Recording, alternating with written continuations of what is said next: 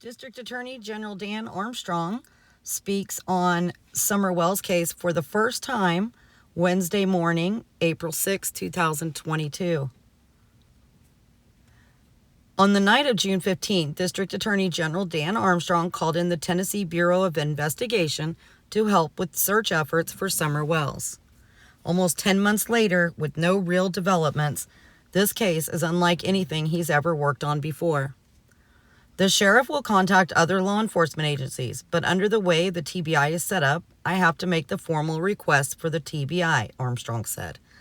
So the sheriff in this particular case, he had called and asked for help from all the agencies and then called me, and I asked the TBI to get involved.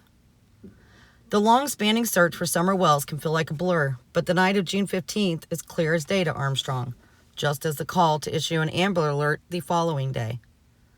An Amber Alert is where a child is missing from either the person that's supposed to have legal custody of them or their parents.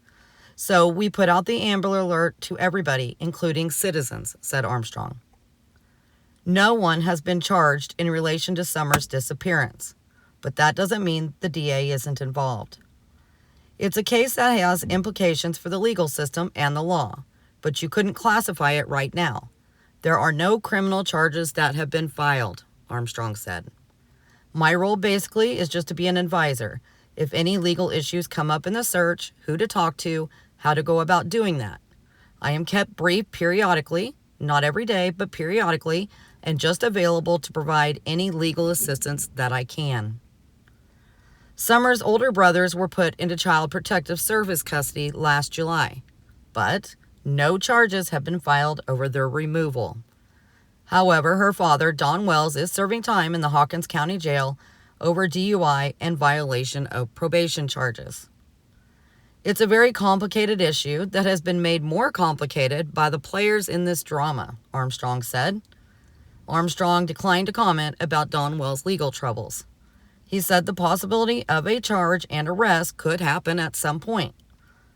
We make ourselves available to both the sheriff's office and the TBI to advise them as to the consequences of the next step that they're proposing to take and how we can do it to where if there is eventually a prosecution, said Armstrong.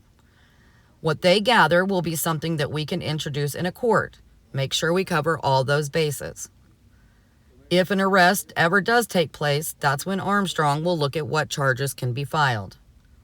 If it ever got to the point we were ready to consider charges, then of course they would talk to me about what charges and who to charge. And a case like this would generally go to a grand jury, he explained. Even though he stays in touch with law enforcement about where they're at in the investigation, Armstrong is almost at a standstill in his particular role.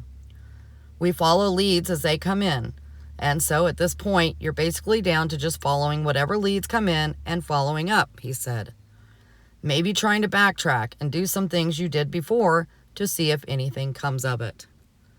So what did we learn from this? Well, I think we only learned about two things, and that is there have been no charges filed in the case of missing Summer Wells, and there have been no charges filed against the parents over the removal of the brothers that are currently in Child Protective Services custody.